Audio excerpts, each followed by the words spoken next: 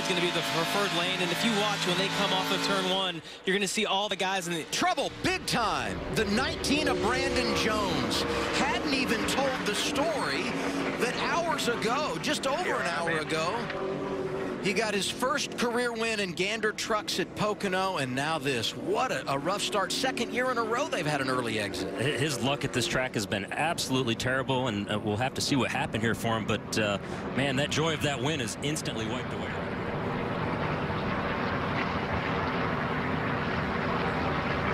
Yeah, it looks like Austin Cindric's behind him, but it's hard to tell if he got into him right there, Regan. Maybe a little contact, if anything. You know, Brandon may have had to check up just a little bit as they got 3 wide right there. Austin might not have been prepared for that, and you see the car just come right around.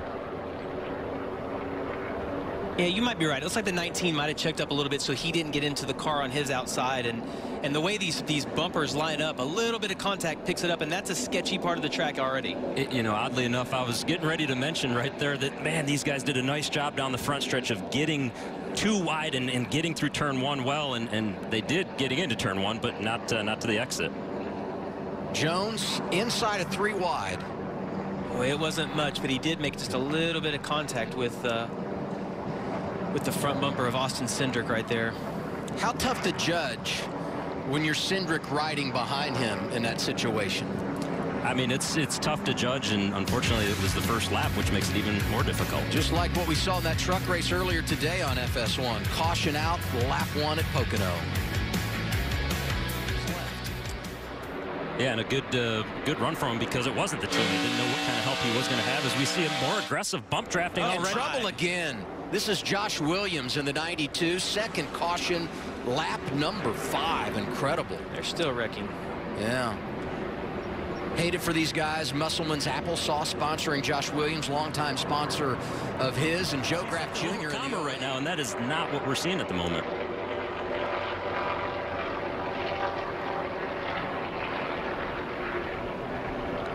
Well, it looks like he just got loose, Regan. Like, I don't think there was any contact there. It looks like Josh just got a little bit free right there. The car behind him, the blue and white car, it appeared to be Daniel Hemrick in the 8. And we'll take a look at another angle here. What do you see, Regan? I think there was definitely contact from this angle. Daniel Hemrick just washed up the racetrack just a little bit there. I feel like if we happen to see the right front of Daniel Hemrick's car, we'll probably see just a little bit of markings on that from getting into the left rear.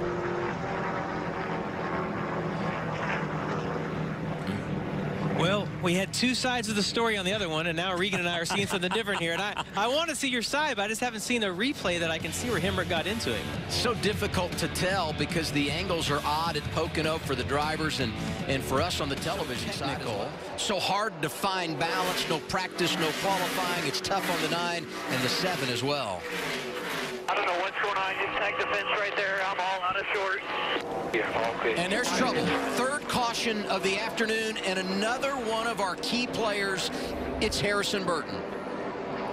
In the same spot on the racetrack, off of turn 1. As you get to the exit, is significantly less, and obviously it's affecting him. Just inside another car there. Yeah. It just came right around on him. That's a big hit. I go back to what you said and all the safety enhancements and adding the safer barrier on the inside, and twice today we have seen how important that is. And you think about the start for Harrison, 10 consecutive top 10 finishes, those 2 wins, and now back-to-back weeks where he's crashed out early. Last week at Talladega, and today stage 1 at Pocono. And that's just racing, right? Like, racing comes in waves. You have these waves where everything goes. I mean, you're going to win this stage here. It certainly would appear, unless something crazy happens in the final couple of turns. As we up, and there we go. 90 is in trouble, and that's not good for Alex LeBay, who brings out the 4th caution of the afternoon in stage.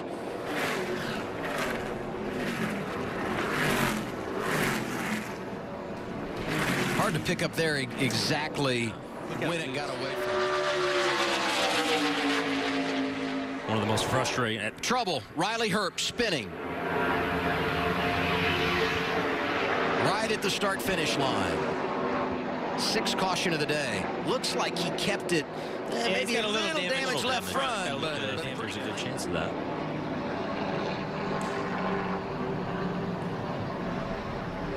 Yeah, I'm going to say that was help. How do you do? Yeah. Interesting spot to get help at Pocono.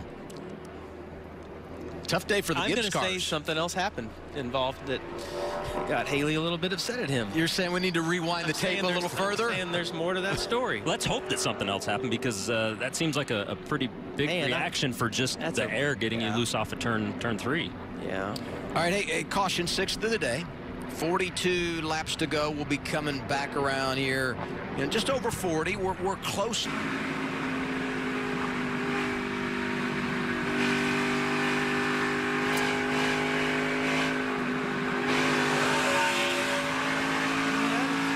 Didn't see anything there that would have warranted him going down and doing that. You know, and I wish that we could say, oh, there was laps, maybe, you know, somewhere in there. So I think there is a possibility. Okay. I thought they were going to be pretty tight to be able to make it here on fuel, and there's trouble. Gregson around into Allgaier. What a hit for Hemrick and Cindric as well.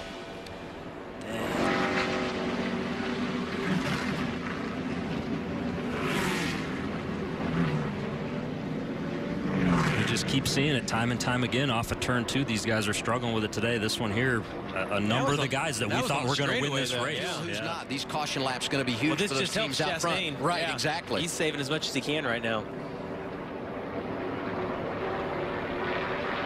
That's Myatt Snyder on the outside of the 9 there. Let's see another replay of that from another angle.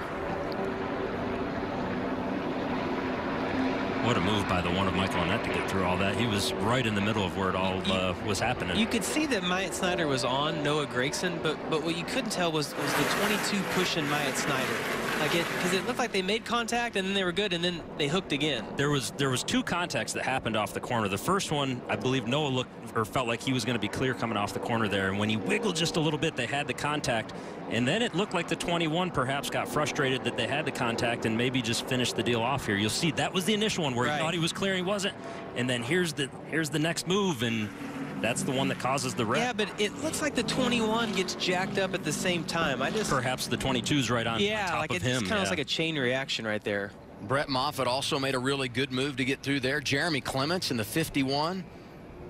Hey, look at that. Stephen Parsons in the 99. And Ryan Sieg, you know, once again. Just like everybody else has, but that's the report right now. He's at home. He has no reason to lie to us. Zippy maybe. No. There's trouble. It's Briscoe, the race leader with 22 to go. Just get her rolling when you can, bud. Try not to hit nothing. An unbelievable turn of events. 8th caution of the day. You go back to that truck race. I mean, there've been something down quick. Looks like the left rear tire going to off at 1 there, just left rear blew up. He said it blew. Oh yeah, you clearly can see it down right there. It's so hard to hold a car straight when that left rear tire blows out. What a save though, huh? Yeah. Yeah, actually, I don't think he got into anything, guys. No. I mean, to have the feel to get it down out of the racing groove and to head last time 192 miles per hour. Got a caution. And now a caution. Chad Fincham, the 13, 9th caution of the day. Woo! This race will not go away, and then the caution comes out for a 9th time. That's where we are right now. Chad Fincham into the